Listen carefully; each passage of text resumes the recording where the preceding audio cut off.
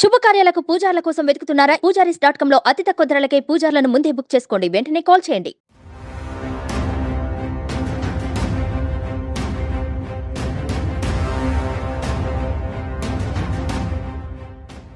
ప్రస్తుతం మనం శ్రీరామ జన్మభూమి అయినటువంటి అయోధ్యలో ఉన్నాం.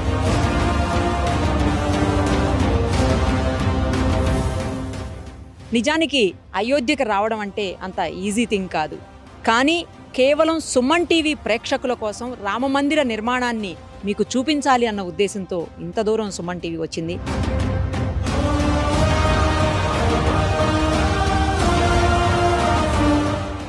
ఇంకో విషయం ఏంటంటే, ఇంత లోపల వరకు వచ్చి మొత్తం ఇక్కడ జరుగుతున్నటువంటి నిర్మాణ కార్యక్రమాలన్నీ మీకు చూపిస్తున్న మొట్టమొదటి తెలుగు ఛానల్ కూడా సుమన్ టీవీయే. డిజిటల్లో అయితే ఎవ్వరూ ఇలాంటి సాహసం చేయలేదు ఇప్పటి వరకు.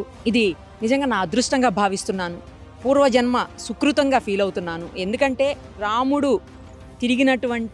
తిరగాడినటువంటి ఈ నేల, ఈ భూమి మీద అదే ప్లేస్లో మేము కూడా తిరుగుతున్నాము అంటే చాలా ఆనందంగాను గర్వంగాను ఉంది. నిజంగా అది అదృష్టమనే చెప్పాలి.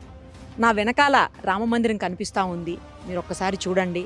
రామమందిర నిర్మాణం చాలా వేగవంతంగా జరుగుతోంది.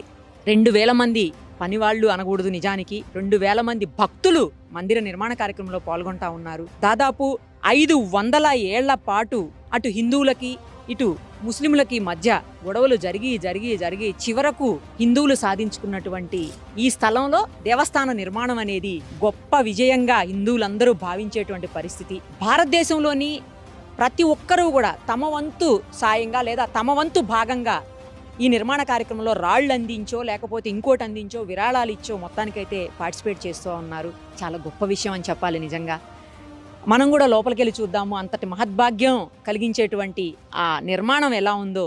దాదాపు 400 అడుగుల పొడవుతోటి 300 అడుగుల వెడల్పుతోటి 50 అడుగుల లోతైనటువంటి ఫౌండేషన్ జరిగింది ఇక్కడ. ఎందుకంటే కిందంతా 100 ఏళ్ల తరబడి నిర్మాణాలు ఒకదాని మీద ముందు మందిర నిర్మాణం, తర్వాత మసీదు, మళ్ళీ మందిరం, మళ్ళీ మసీదు, ఇలా ఇప్పుడు రామ మందిరం ఇలా జరుగుతూ వచ్చింది.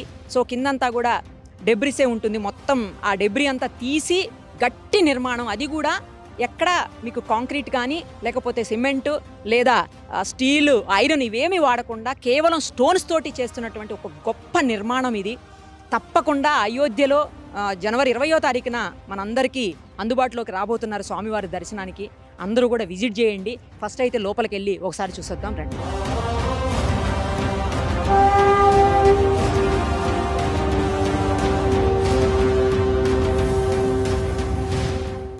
ప్రస్తుతం మనతో పాటు ఉన్నారు central VHP joint secretary Koteswara Sharma గారు. ఆయనతో మాట్లాడదాం ఒక్కసారి. రామమందిర నిర్మాణంలో ఆయనది కూడా ప్రధాన పాత్ర ఉంది. నిర్మాణానికి సంబంధించి అలాగే మందిరానికి సంబంధించి స్పెషాలిటీస్ అన్నీ కూడా ఆయన అడిగి తెలుసుకుందాం. సార్ నమస్తే అండి. నమస్తే.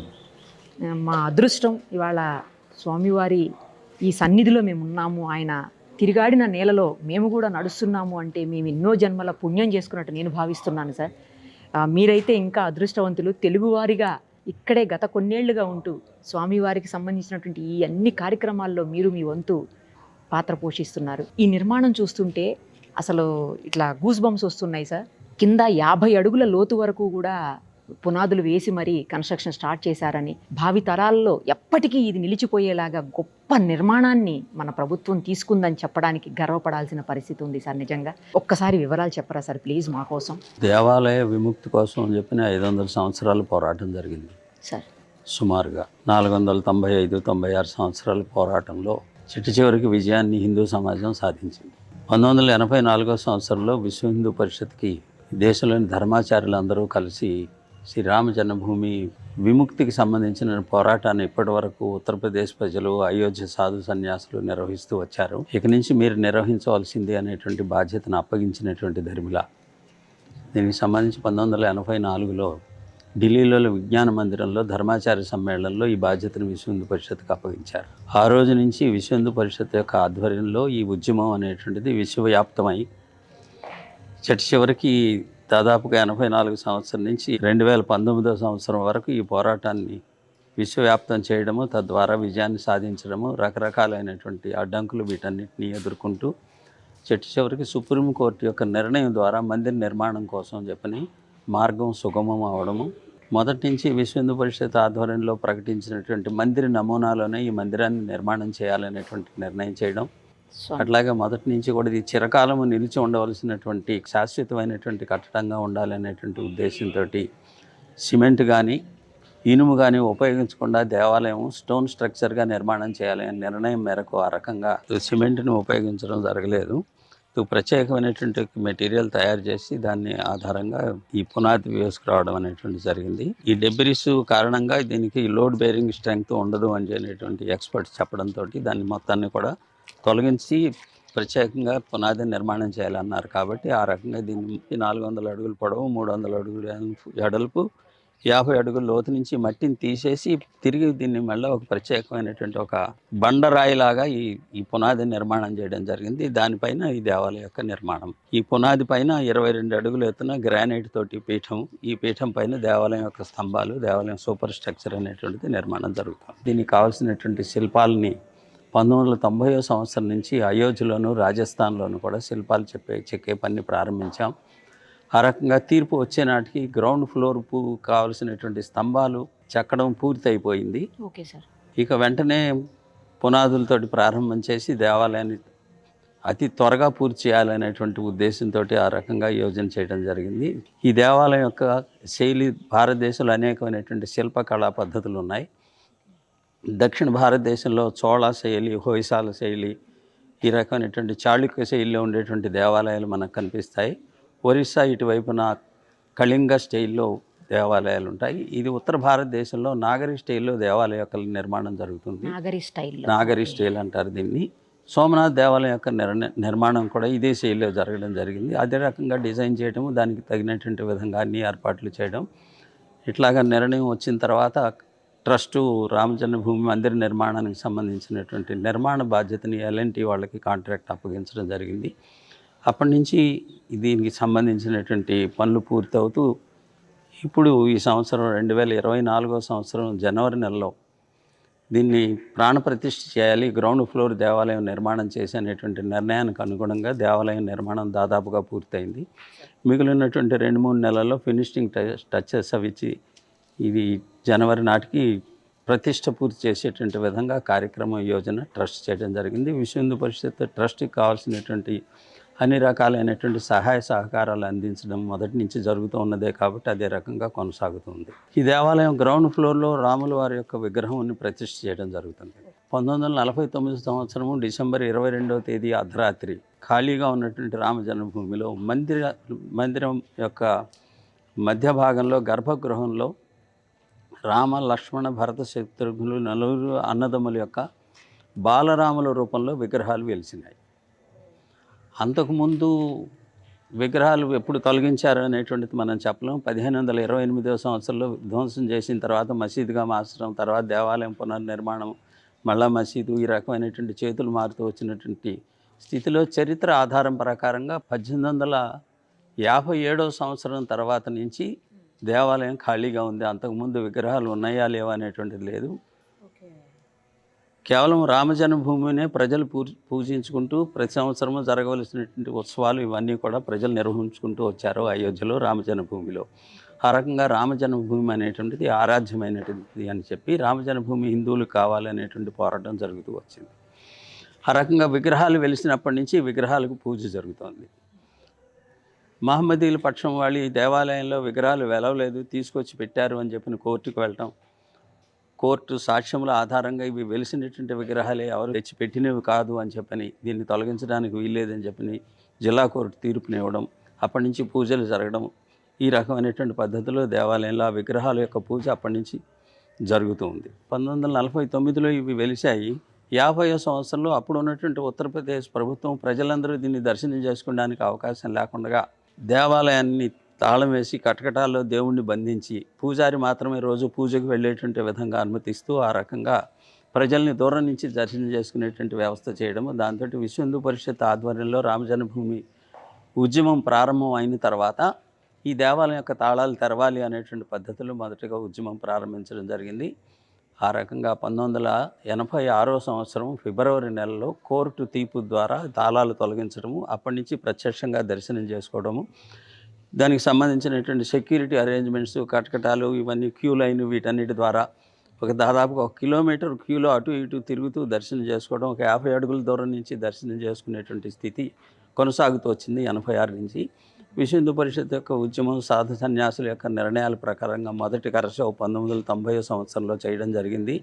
ఇది దేవాలయం హిందువులది, ఇది దేవాలయమే, ఇది మసీదు కాదు అనేటువంటి పద్ధతిలో ఉద్యమకారులు రామజన్మభూమి గుంబజుల పైన ఎక్కి జెండాలు ఎగరేసినటువంటిది. ఆ సమయంలో ములాయం సింగ్ ముఖ్యమంత్రిగా ఉండడం, అయోధ్యను సీల్ చేయడము, కరసేవకులు కాలినడకన 700-800 కిలోమీటర్లు నడుస్తూ గ్రామాల నుంచి దాటుకుంటూ అయోధ్యకు వచ్చి 1990 సంవత్సరం అక్టోబర్ 30వ తేదీన ఈ కరసేవ పూర్తి చేయడము, ఇది హిందువుల దేవాలయం అనేటువంటిది ప్రకటించడం జరిగింది. ఆ తర్వాత రెండవ కరసేవ 1992 సంవత్సరం డిసెంబర్ 6వ తేదీన కరసేవకులు అందరూ కూడా కలిసి ఒట్టి చేతులతోటి ఈ ప్రాచీన కట్టడాన్ని ఆ రకంగా 5 గంటల్లో దీని మొత్తాన్ని ధ్వంసం చేయడం, తిరిగి ఆ వెలిసిన విగ్రహాల్ని ఇదే స్థలంలో వారిని ప్రతిష్ఠించుకోవడం, కర్ఫ్యూ పెట్టి నిషేధాజ్ఞలు వచ్చే లోపుగా చేయగలిగినంత మేరకు దేవాలయాన్ని నిర్మాణం చేసి టెంట్ ఏర్పాటు చేయడం జరిగింది. తీర్పు వచ్చే వరకు భగవంతుడు ఆ టెంట్ దేవాలయంలో ఉన్నాడు. సార్, మీరు కూడా చాలా పోరాటాలు, చాలామంది జైళ్ళకు వెళ్ళడాలు, ఇవన్నీ కూడా మనకు తెలుసు. స్వామివారి కోసం ఎంతోమంది ఎన్నో పోరాటాలు చేశారు. ఇవాళ ఈ రూపంలో స్వామివారు మనందరికీ దర్శనం ఇవ్వబోతున్నారు అంటే మీ అందరి పుణ్యఫలమే. ఈ యావత్తు కూడా హిందూ సమాజం యొక్క శ్రేయస్సమ్మ. ఈ 1528 సంవత్సరంలో దేవాలయాన్ని పడగొట్టి మసీదుగా మార్చిన సమయం నుంచి 77 యుద్ధాలు జరిగినాయి చరిత్ర ఆధారాలుగా. దాదాపుగా 4.5 లక్షల మంది ఈ దేవాలయం కోసం చెప్పి తమ యొక్క ప్రాణాలను అర్పించారు. వాళ్ళందరి యొక్క కృషి యావత్తు సమాజము మేము ఇచ్చినటువంటి కార్యక్రమానికి అనుగుణంగా సహకరించి రామజ్యోతిని మొదట ఊరూరు తీసుకెళ్ళాం. రామశిలా పూజ 12 లక్షల ఇటుకల్ని ఊరూరా పూజించి వాటిని ఇక్కడికి తరలించారు. ఇప్పుడు అక్కడ బయట కనిపిస్తున్నటువంటి ఇటుకలు వాటన్నిటిని కూడా ఈ దేవాలయం యొక్క కాంపౌండ్ వాళ్ళ నిర్మాణంలోనూ, దేవాలయం యొక్క పునాదిలో సపోర్టింగ్గా, వర్షము పడినప్పుడు నీళ్లు కిందకి ఇంకినప్పుడు రాతికి కూడా నీళ్లను పీల్చుకునే లక్షణం ఉంటుంది. రాతిని సెలెక్ట్ చేసేటప్పుడు కూడా నీళ్లను పీల్చుకునేటువంటి లక్షణం అతి తక్కువ ఉన్నటువంటి రాళ్ళని సెలెక్ట్ చేసి తీసుకోవడం జరిగింది. అయినప్పటికీ కూడా ఒకవేళ వచ్చేటట్టయితే రాళ్ళ దగ్గరికి నీళ్లు రాకుండా ఉండడం కోసం ఇటుకలతోటి ఒక లేయర్ని రక్షణ కవచం లాగా ఏర్పాటు చేయడం జరిగింది. అట్లాగా ఇటుకల్ని ఆ రకంగా ఉపయోగించడం జరిగింది. పూజించినటువంటి ఇటుకల్ని. ఫస్ట్ ఫ్లోర్ కూడా వస్తుందంట కదా సార్? ఫస్ట్ ఫ్లోర్ స్తంభాలకు సంబంధించిన పని ప్రారంభమైంది. రామ దర్బార్ ఉంటుంది. మామూలుగా మనం రామనవమి రోజున ఫోటో పూజ చేసుకుంటుంటాం.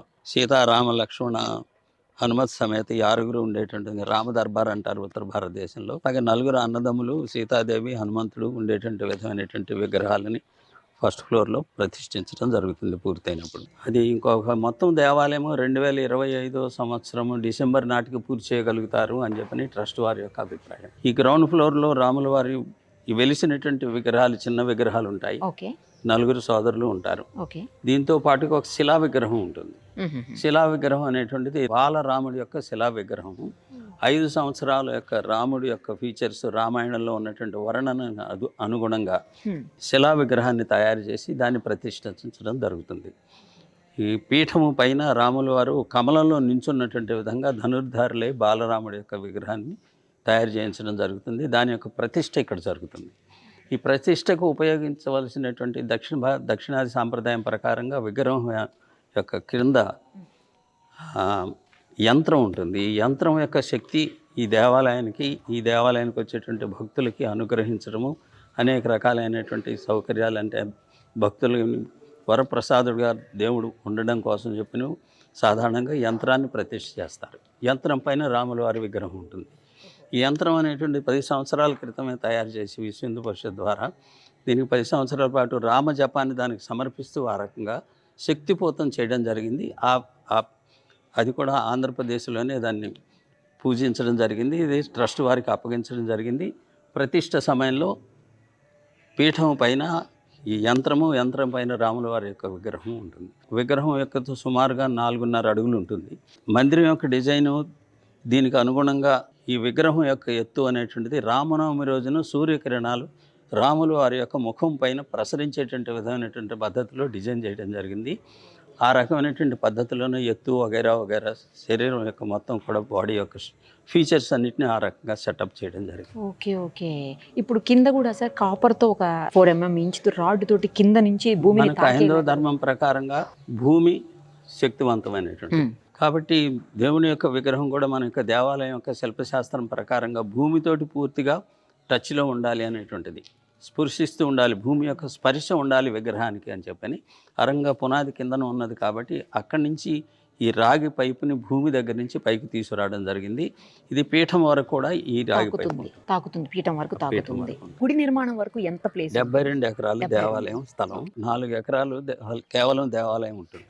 4 ఎకరాలు మొత్తం దేవాలయ కన్స్ట్రక్షన్ అంతా 4 ఎకరాలు ఉంటుందా సార్? ఓకే. ఈ శిల్పకళ అంతా కూడా చాలా రకరకాల దేశాల నుంచి, రాష్ట్రాల నుంచి వచ్చిందని విన్నాం సార్. శిల్పాలు చెక్కేటువంటి వాళ్ళు ఒరిస్సా నుంచి, రాజస్థాన్ నుంచి శిల్పాలు చెక్కుతారు. దేశం మొత్తం నుంచి రకరకాలైనటువంటి పద్ధతులు ఈ దేవాలయ యొక్క నిర్మాణంలో దేశం మొత్తం యొక్క సహకారం ఉంటుంది. ఈ శిలలన్నీ కూడా రాజస్థాన్ నుంచి వచ్చాయి. రెడ్ శాండ్ స్టోన్ అంటారు ఈ దేవాలయ నిర్మాణం. మార్బుల్, గర్భగృహం మార్బుల్ తోటి నిర్మాణం చేయబడుతుంది. కాబట్టి ఇవన్నీ కూడా రాజస్థాన్ నుంచి వచ్చాయి. శిల్పులు ఒరిస్సా నుంచి, రాజస్థాన్ నుంచి, ఉత్తరప్రదేశ్ నుంచి శిల్పులు ఈ శిల్పాలు చెప్తూ ఉన్నారు. తెలంగాణ నుంచి, కర్ణాటక నుంచి గ్రానైట్ వచ్చింది. సుమారుగా 2000 మంది పనిచేస్తున్నారమ్మా. రాజస్థాన్లో కానీ, ఇక్కడ కానీ, ఉత్తరప్రదేశ్లో కానీ ఈ దేవాలయానికి సంబంధించిన శిల్పాలు చెక్కడం వగైరా వగైరా. తలుపులు హైదరాబాద్ వాళ్ళు తయారు చేస్తున్నారు, అయోధ్యలోనే తయారు చేస్తున్నారు, కొన్ని హైదరాబాద్లో తయారు చేస్తున్నారు. ఇక్కడే వాళ్ళ వర్క్ షాప్ ఇక్కడే పెట్టి ఇక్కడి నుంచే తయారు చేయడం జరుగుతుంది. గర్భగుడికి అవసరమైనటువంటి తలుపులు పూర్తి అయిపోయినాయి అనేటువంటిది సమాచారం. ఎవరు చేస్తున్నారు సార్ ఇవన్నీ? హైదరాబాద్కి సంబంధించినటువంటి అనురాధ టింబర్ ఓకే అనేటువంటి వాళ్ళకి అప్పగించడం జరిగింది. వాళ్ళకి ఈ దేవాలయాలకు సంబంధించిన ద్వారాలు తయారు చేయటము, ప్రతి దేవాలయానికి ప్రముఖమైనటువంటి దేవాలయాలకి వాళ్ళు తయారు చేసి ఇచ్చేటువంటి వాళ్ళ యొక్క పరంపర. అదే రకంలో వాళ్ళు రామ జన్మభూమిని అప్రోచ్ అవ్వడం, ఇట్లాగా మేము దేవాలయాలకి తలుపులు ఇచ్చేటువంటి ఆ అలవాటు ఉన్నది, లేదా ఆ గౌరవాన్ని మేము పొందుతున్నాం. మాకు కూడా ఈ దేవాలయానికి కూడా అలాగే తలుపులు సమర్పించాలని ఉన్నది అని అప్పుడు ముందుగా వాళ్ళకి మీరు ఒక మోడల్ తయారు చేసి తీసుకురండి అని చెప్పడం జరిగింది. ఒక 8 అడుగుల పొడవు ఉండేటువంటి మోడల్ వాళ్ళు తయారు తీసుకొచ్చి ఈ 2 సంవత్సరాల క్రితం ఈ రామనవమి రోజున వాళ్ళు దీన్ని ఇక్కడ తీసుకొచ్చి దాన్ని ఏర్పాటు చేయడం జరిగింది. ఈ రకంగా ఈ దేవాలయ యొక్క నిర్మాణంలో ఒక్కొక్క విభాగము ఒక్కొక్క ప్రాంతానికి సంబంధించిన వాళ్ళు నిర్వహిస్తున్నటువంటి విధంగా ఆ రకంగా యావత్ భారతదేశం ఈ యొక్క దేవాలయం యొక్క నిర్మాణంలో పాల్గొంటుంది అనేటువంటిది అది ఒక ఆదర్శమైనటువంటి ఒక సమరసతకి సంబంధించినటువంటి అంశంగా మేము భావిస్తున్నాం. Thank you sir, thank you so much. Thank you, ధన్యవాదాలు. Thank you so